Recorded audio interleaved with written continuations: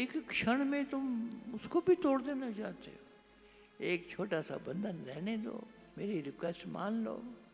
ये छोटा सा बंधन, ये दया का, ये कृपा का, ये कर्म उसका, इसी से तो वो सारे संसार से बंधा है। यही तो प्रेम की एक रेखा है, यही तो प्रेम का प्रमाण है। रहने दो, रहने दो उसके कर्म, उनसे छुटकारा पाने की कोशिश न करो। कोशिश कर नहीं पाओगे, छुटकारा हो नहीं पाएगा। छुटकारा कैसे होगा?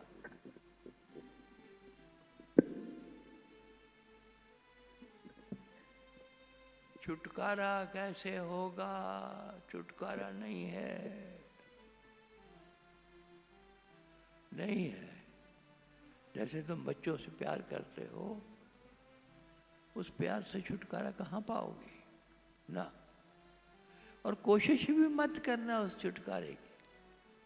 वो प्रेमी जो प्रेम में पड़ गया, जिसका, चाहे वो माँ है, चाहे वो बाप है, चाहे वो बच्चे हैं, उस प्रेम का बंधन इतना मीठा है, इतना मीठा है कि उसको तो तोड़ना भयंकर भूल है।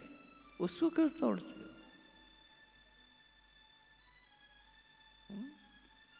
एक आखिरी डोर रह गई है सतगुरु के साथ बंधे रहने की। वो ये कर्म है, वो ये दया है, वो ये कृपा है। इसको रहने दो। इतनी कृपा तुम करो, इतनी दया तुम करो सतगुरु पे कि वो रहने दो। जो तुम्हें दिया है सतगुरु ने में, उसको कबूल करो और शुक्रिया में केवल सिर झुका दो, बस। और कुछ नहीं किया जा सकता। और याद रखना, वो तो सदा से बंधा हुआ है और बंधा ही रहेगा। तुम दौड़ के देखो कितनी दूर दौड़ सकते हो। चलो, मैं भी देखूं तुम कहाँ तक जाते हो। जहाँ तक जाओगे, कंदरा से कंदरा, गहरी से गहरी खाई में भी चले जाओगे, सतगुरु तुम्हें वहां से भी ढूंढ के बाहर निकाल लेगा।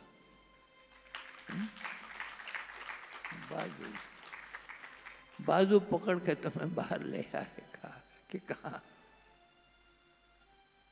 नहीं, ये छुटकारा नहीं हो सकता, किसी जन्म में ना होगा, ना आगे ना पीछे। मोक्ष पालो, मोक्ष पाना है तो मोक्ष पालो। मोक्ष भी पाने के लिए होता है।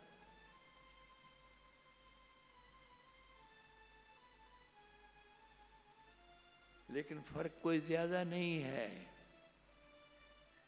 फर्क कोई ज्यादा नहीं है। अब भी तुम परमात्मा के सिपाही हो, तब भी तुम परमात्मा के सिपाही रहोगे। मोक्ष पाने के बाद भी वो संबंध उसके साथ तो रहेगा ही रहेगा। और सिर्फ ये रहेगा कि तुम ज्यादा नजदीक हो गए, दूसरा दूर है। अभी तुम ज्यादा मोक्ष का जिन्होंने पाया है, वो परमात्मा के बहुत क्लोज है, बहुत नजदीक है, मिले ही हुए हैं। उन्हीं की आवाज बन गए हैं, उन्हीं का एक प्रकार से स्वरूप बन गए हैं, उन्हीं के साथ मिल गए हैं, एक हो गए हैं। बूंद सागर में गिर गई है। मोक्ष क्या है? बूंद का सागर में गिर जाना। पानी की बूंद इतने बड़े सागर में गिर गई है, अब ना मिलेगी, अब ना मिलेगी। कितना ढूंढो, वो एक ही रस हो गई, एक एक उसके साथ मिल गई, बस। मोक्ष इतना है। और तुम बाहर खड़े हो, तुम बाहर बैठे हो सागर के, और वो तुम्हारे साथ की एक बूंद वहां चली गई है। वजूद तुम्हारा भी रहेगा परमात्मा के सामने, और वजूद उसका भी है जो परमात्मा रूप ही हो गया, उसी के साथ ही मिल गया। इसलिए ज्यादा बातें मत किया करो मेरे पास आके। बहुत से लोग मोक्ष मांगते हैं, महाराज जी हमें तो मोक्ष चाहिए। अरे मोक्ष क्या है, मोक्ष मिला ही हुआ है।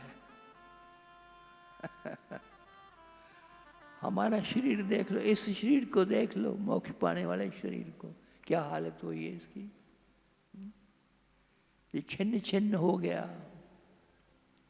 तिनका तिनका हो गया, बिखर गया। इसलिए तुमसे कह रहा हूं बार बार कि इसकी देखरेख करनी चाहिए हमेशा। एक तो आपका भोजन बड़ा बड़ा संतुलित होना चाहिए और पौष्टिक होना चाहिए, और आपके नियमित होना चाहिए। ये इस बार खाना, इस खाना, इतना खाना। अगर 3 बार खाते हो दिन में या 2 बार खाते हो तो उसके नियम बनने चाहिए, कितने बजे क्या लेना है। ऐसे पशुओं की तरह मिल मिला के जो मिला खा लिया, ऐसे नहीं खाना है। और इसी प्रकार से नियम बनाओ अपने सोने के भी, अपने जागने के भी, अपने जीवन के भी, अपने रहने के भी। सुबह जब उठते हो, प्रातःकाल अपने बिस्तर से आंखें खुलती हैं तो क्या करते हो? आंखें खुलते ही क्या करते हो?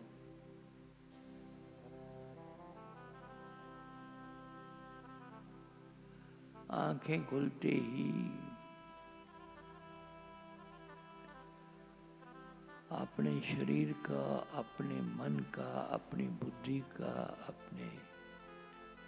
अपने अंतरतम का शुक्रिया अदा किया करो कि ये जिंदा है, ये ठीक है, ये चल रहा है। मैं जीना चाहता हूँ, मैं जीना चाहती हूँ, इसलिए ये ठीक ठाक है उठा। तो कहाँ किसका शुक्रिया अदा कर रहे हो?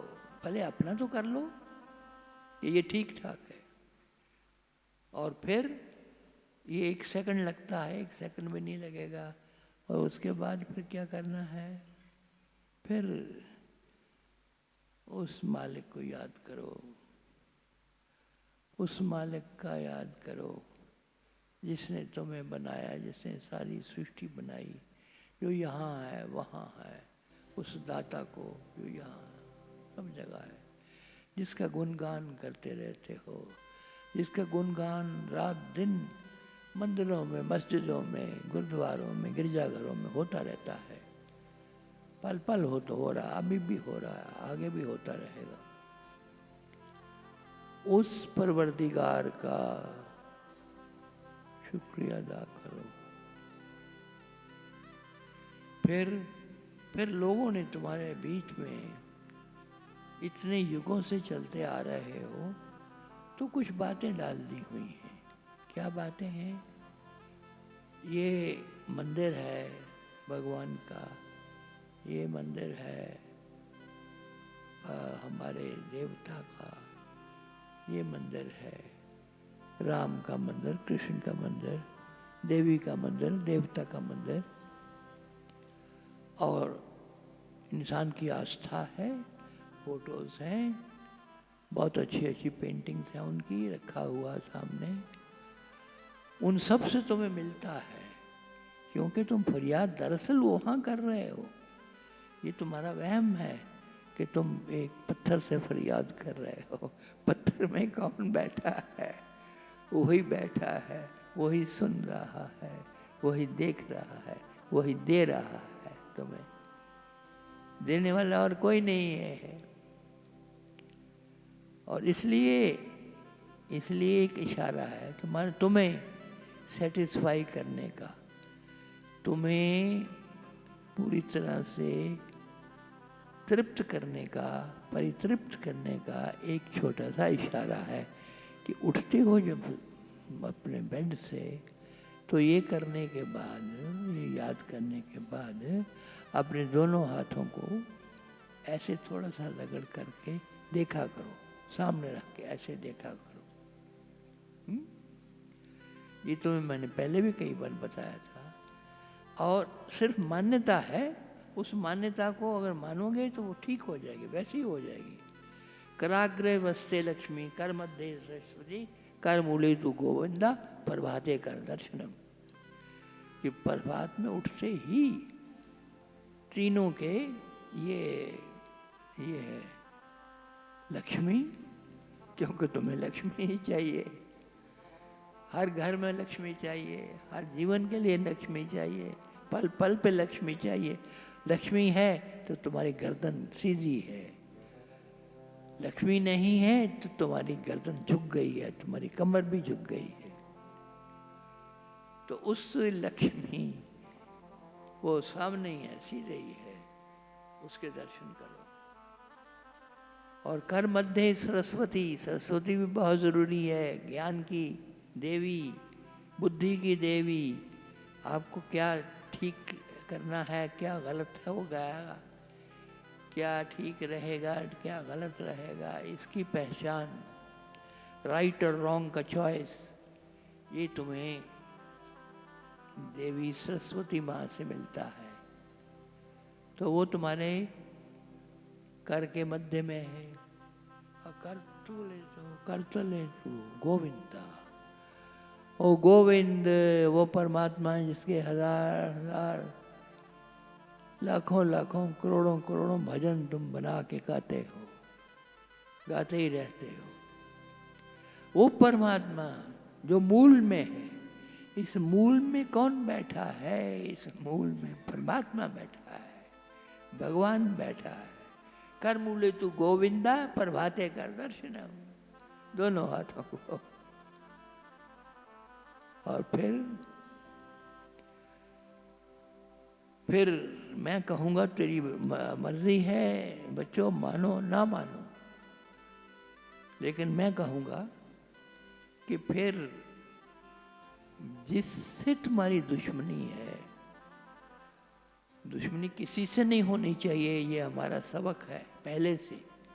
चाहे कोई कुछ कर जाए, लूट के ले जाए तुम्हारा सारा जीवन, फिर भी उससे वैर नहीं रखना, दुश्मनी नहीं रखनी, मन मुटाव नहीं रखना।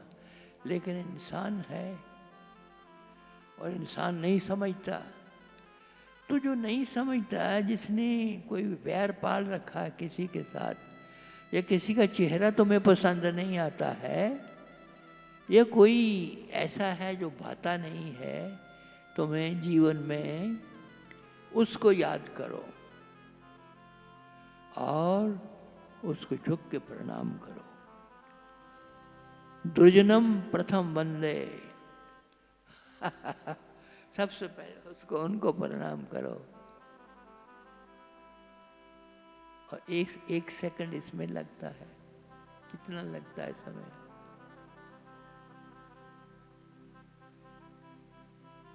और जो चाहते हैं प्रार्थना करना उस परमात्मा के आगे, उनके लिए प्रार्थनाएं तो बहुत बनी हुई है, प्रार्थनाएं बहुत बनी हुई है। वो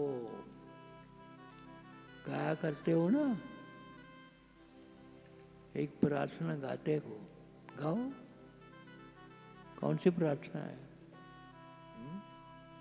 नहीं याद आ रही? जब दुख के बादल छाए, सर्वे भवन्तु सुखिनः, सर्वे सन्तु निरामया, सर्वे भद्राणि पश्यन्तु, मा कश्चित् दुःखभाग् भवेत्। ॐ सहना भवतु, सहनो भुनक्तु, सह वीर्यं करवावहे, तेजस्विनावधीतमस्तु मा विद्विषावहे। बहुत अच्छा, नीरजा ने पकड़ लिया।